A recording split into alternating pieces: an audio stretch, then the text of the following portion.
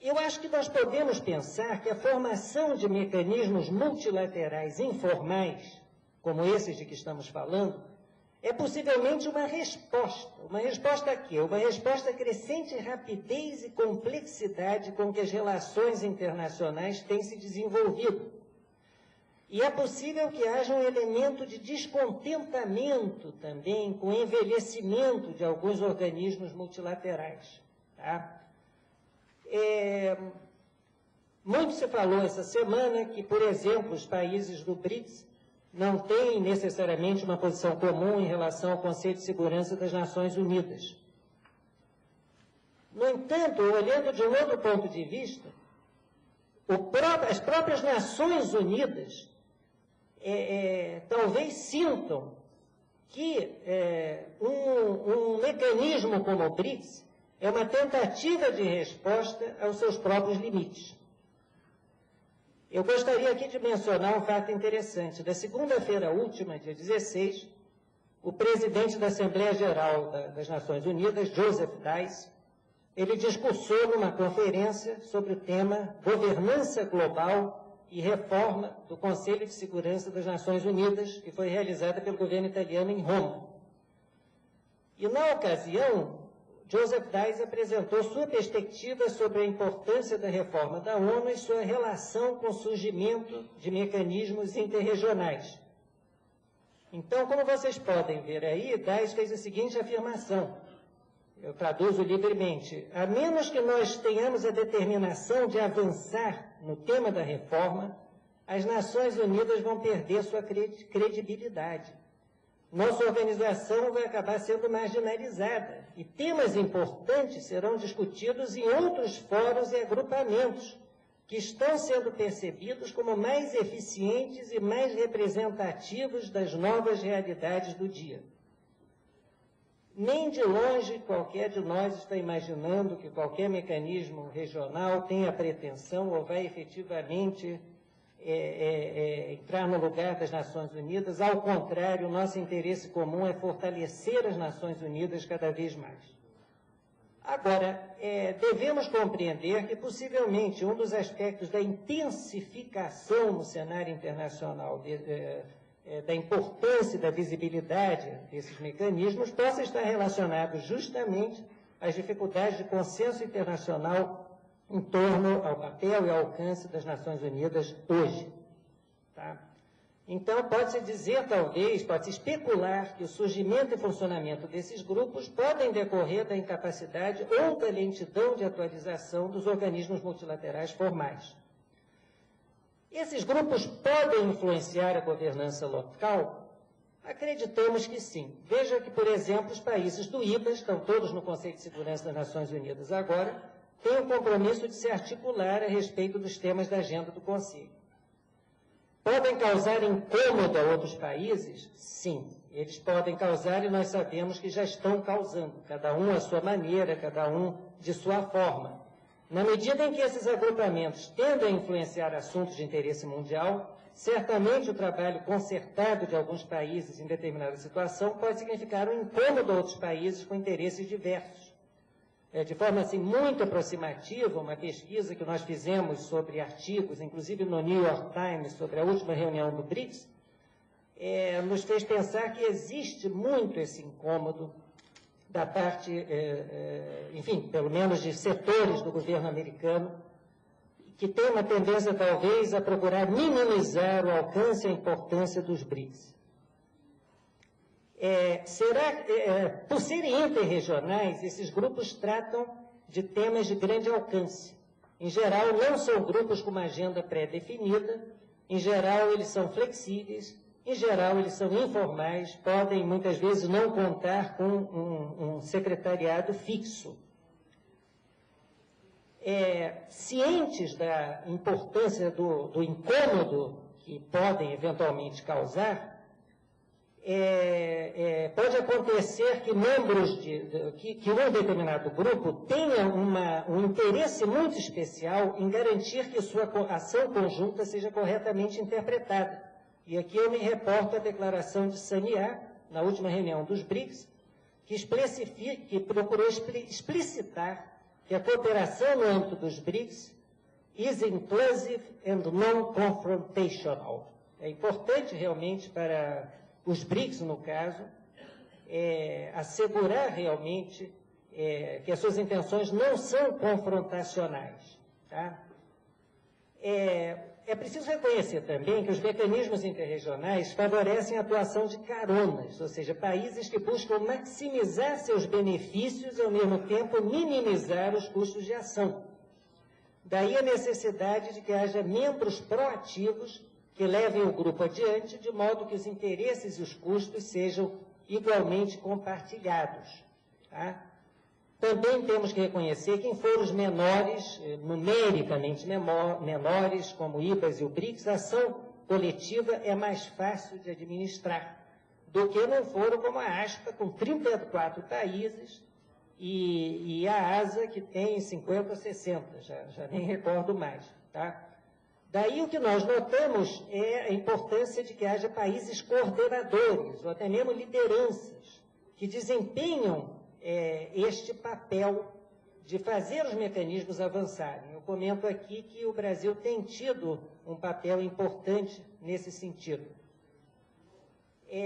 A flexibilidade é uma característica essencial, ao mesmo tempo, uma vantagem desses mecanismos. Tá? E também a informalidade. Tá?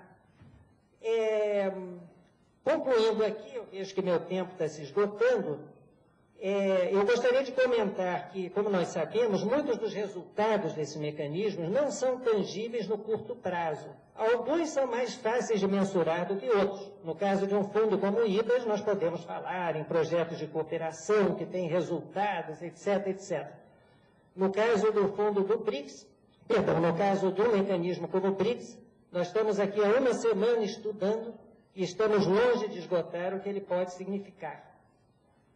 Eu queria, então, apenas chamar a atenção para esse fato, procurar incluir o BRICS nesse contexto mais amplo, mostrar o quanto ele não apenas decorreu de uma concepção econômica da Goldman Sachs, mas como ele adquiriu uma importância, que ao mesmo tempo é uma importância intrínseca, que decorre do papel que os países membros adquiriram no cenário internacional, mas, ao mesmo tempo, ele adquiriu as características que adquiriu por responder à necessidade que nós estamos identificando no cenário internacional de mecanismos com essas características.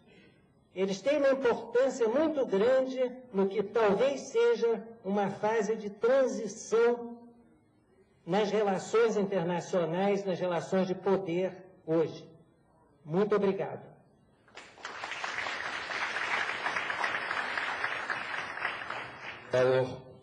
Ministro Cláudio Lins, disculpe a gafe de ter trocado o nome, mas à vista conspiro contra. Passo a seguir a palavra do professor Pio Pen, da UNB.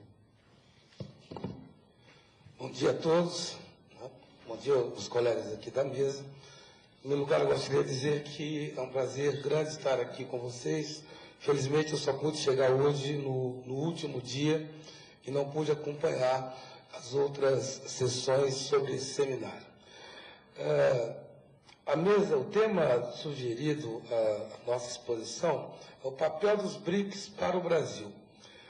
Eu acho que, depois de uma semana discutindo os BRICS, seria desnecessário caracterizá-los, né?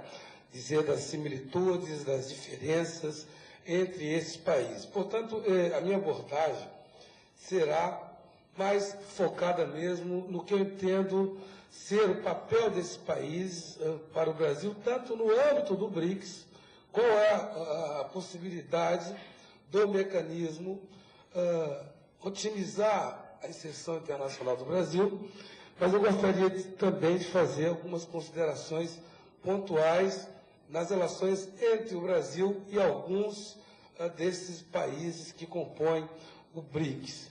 Eu acho que é importante nós problematizarmos também e desmistificarmos um pouquinho esta ideia de um bloco um tanto harmônico e com muitas convergências, né? Enfim, eu acho que algumas questões que nós podemos e devemos explorar.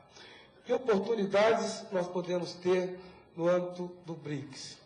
Quais os temas convergentes? Quais os conflituosos existem? Quais as agendas que convergem? Eu acho que nós temos uma perspectiva política, temos uma agenda política clara, na qual os interesses internacionais dos BRICS convergem, em torno principalmente da questão da governança global, né, incluindo aí também uma reforma do sistema financeiro e também uma reforma da ONU. Na última declaração de Saniá, por exemplo, os países acordaram na importância da reforma da ONU, inclusive na ampliação do Conselho de Segurança. Eu acho que isso já foi um grande avanço, um avanço significativo, haja vista que apenas alguns anos atrás ainda existia uma certa dubiedade com relação a, por exemplo, a posição chinesa na ampliação do Conselho de Segurança. E também, por sua vez, uma posição mais clara dos russos na questão da ampliação do Conselho de Segurança. Essa dubiedade nos deixava entender que, a princípio, eles não estariam tão interessados assim numa reforma do Conselho de Segurança. Isso já, na minha opinião, mudou bastante. Então, nós temos uma agenda política convergente que envolve praticamente todos os membros nos principais assuntos. Quais seriam esses principais assuntos? Né? Defesa do sistema multilateral de comércio forte, baseado em regras e centrado na OMC. Aí, por exemplo, na declaração de Saniá, só a Rússia que não assume essa perspectiva, uma questão específica. A Rússia fica de fora. Há um outro aspecto da agenda política. A ideia também da defesa de uma diplomacia multilateral. E aí vide o fortalecimento da ONU, né, que me parece também ser uma perspectiva, digamos assim, desse eixo, desse alinhamento que fica de fora os tradicionais G7, né, liderados pelos Estados Unidos. Nós temos um outro ponto da agenda política que é convergente. Governança econômica global deve ser reforçada, como eu disse. Surpreendentemente, porque a reunião foi em Saniá, na China, na declaração também aparece que a democracia deve ser estimulada nas relações internacionais. Não sei como os chineses trataram isso do ponto de vista da própria política chinesa interna, né? Mas, pelo menos, no campo das relações internacionais, deseja-se uma maior democratização. Isso tudo leva a um maior peso, naturalmente, dos países emergentes que participam do BRICS nos assuntos da agenda global. Né? E um outro ponto que eu achei também que eu gostaria de destacar, que consta na declaração de Saniá. O uso da força deve ser evitado. Ou seja, nós temos assim uma agenda política que até certo ponto se distingue da perspectiva corrente liderada pelos Estados Unidos e por alguns países da União Europeia que seguem, né, uma trilha um pouco diferente dessa perspectiva.